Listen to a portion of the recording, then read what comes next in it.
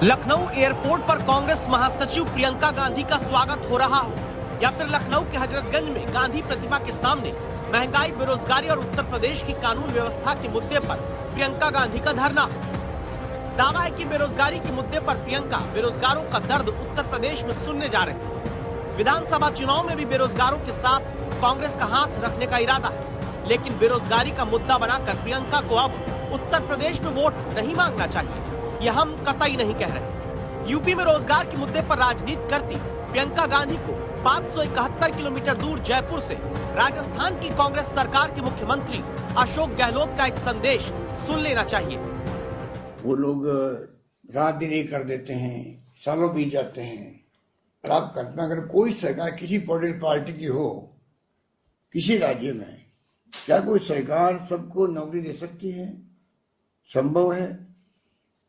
असंभव है। मतलब वोट लेते वक्त नौकरी नौकरी और सरकार मिल जाए तो कौन सी नौकरी, कहां की नौकरी? तो फिर कांग्रेस महासचिव प्रियंका गांधी और पूर्व अध्यक्ष राहुल गांधी को भी क्या उत्तर प्रदेश में बेरोजगारी का मुद्दा उठाकर ट्वीट करना बंद कर देना चाहिए? क्योंकि कांग्रेस शासित राज्य राजस्थान के मुख्यमंत्री अशोक गहलोत कहते हैं, उनको मालूम है कि जब सबको नौकरी नहीं मिल सकती है तो 1000 नौकरी के लिए 8 लाख फॉर्म भरे जाते हैं। तो आप सोचिएगा कितनी बड़ी प्रतिस्पर्धा हो रही है नौकरी के लिए, और बहुत कम लोग नौकरी प्राप्त करते हैं। धीरे धीरे फिर फ्रस्ट्रेशन पैदा होता है और एक उम्र के बाद फिर वो ना इधर के रहते ना उधर के रहते। मतलब उत्तर प्रदेश में कांग्रेस का मुद्दा रोजगार होगा और राजस्थान के बेरोजगारों को कहा जाएगा तुम कौन खामखा। इसीलिए राजस्थान के अलग अलग जिलों में भर्ती प्रक्रिया वर्षों से लटका कर बैठी गहलोत सरकार के खिलाफ दिल्ली तक आवाज उठाने के बाद अब बेरोजगार नौजवानों ने सीधे लखनऊ पहुंचकर प्रियंका गांधी से ही रोजगार की राजनीति का सच पूछना तय कर दिया। उत्तर प्रदेश से मैं वापस नहीं आऊंगा संविदा के नाम पे, संविदा के नाम पे जान दे के आऊंगा।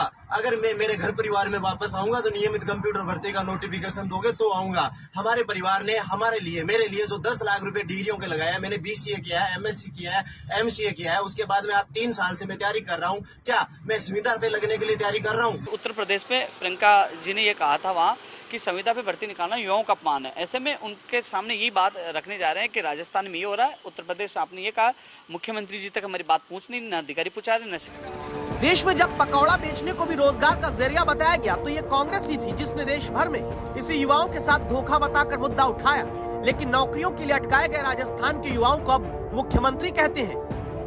हमें चाहिए कि हम जहाँ हर क्षेत्र में प्रयास करें, आत्मनिर्भर बनने का प्रयास करें, अपने काम धंधे भी प्रयास करें।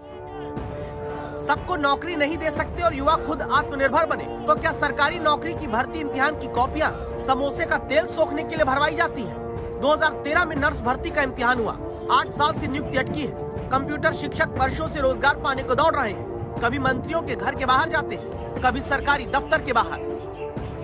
सहायक रेडियोग्राफर का एग्जाम दिया था जिसका रिजल्ट 21 मई को जारी कर दिया गया था और उसमें चयनित अभ्यर्थी भी चुन लिए गए हैं, लेकिन अभी तक नियुक्ति नहीं दी गई है। हमारा रिजल्ट भी आ चुका है, हमें बस नियुक्ति का इंतज़ार है। हमें सरकार से यही गुहार है, हमारी नियुक्ति जल्दी से जल्द जारी की जाए। बेरोजगार इंतजार कर रहे हैं ज्वाइनिंग का, लेकिन सरकार की तरफ से यह कोई बताने वाला नहीं है कि इनको ज्वाइनिंग कब दी जाएगी। 1 साल का लंबा इंतजार हो गया, कोरोना की दूसरी लहर भी खत्म हो गई, लेकिन इसके बावजूद सरकार के कानों पर जू नहीं रेंग रही है। चुनाव में मंदिर मंदिर जाने वाली राजनीति सीख चुकी कांग्रेस के नेता ये भी देखें कि राजस्थान में सरकारी पुजारी रखने वाली नौकरी का नतीजा भी 8 साल से नहीं आया। उल्टा नतीजा ये हुआ कि जयपुर के महेंद्र मिश्रा के भाग्य की सरकारी नौकरी वाली रेखाएं सत्ता ने जब गायब कर दी तो ज्योतिषी की पढ़ाई कर वो दूसरों का ही भाग्य बताने लगे। नोट्स बना करके रख दिए हैं। एग्जाम देने के बाद में यही इंतजार करते रहे कि कब हम प्रबंधक बनेंगे देवस्थान विभाग में, कब हम पुजारी लगेंगे। वही सब करते रहे। करते करते जब बहुत इंतजार हो गया, कई वैकेंसियां पहले भी आई लेकिन नहीं हो पाया। अब तो शायद हम ओवर एज भी हो गए हैं। राजस्थान में 1 लाख से ज्यादा पद खाली है, 2.5 साल से परीक्षाएं टल रही हैं। इसीलिए राजस्थान के बेरोजगार उत्तर प्रदेश में प्रियंका गांधी से अपनी तकलीफ बताने पहुंच गए। लेकिन राजस्थान के उन्हीं बेरोजगार नौजवानों को दावा है कि लखनऊ में कांग्रेस के कार्यकर्ताओं ने दौड़ा लिया और मारा पीटा। तो क्या यही है रोजगार की वो राजनीति जिसमें बेरोजगार का वोट तो चाहिए, बेरोजगार का सवाल नहीं? और आप कल्पना करें कोई सरकार किसी पॉलिटिकल पार्टी की हो किसी राज्य में, क्या कोई सरकार सबको नौकरी दे सकती है? संभव है? असंभव है। यही बात कि नौकरी सबको नहीं दे सकते, चुनाव के वक्त बोल दे पार्टियां और नेता तो सत्ता वाला रोजगार पाना मुश्किल हो जाएगा। राजनीति में बेरोजगारी का मतलब समझ आ जाएगा। शरद कुमार, जयपुर आज तक।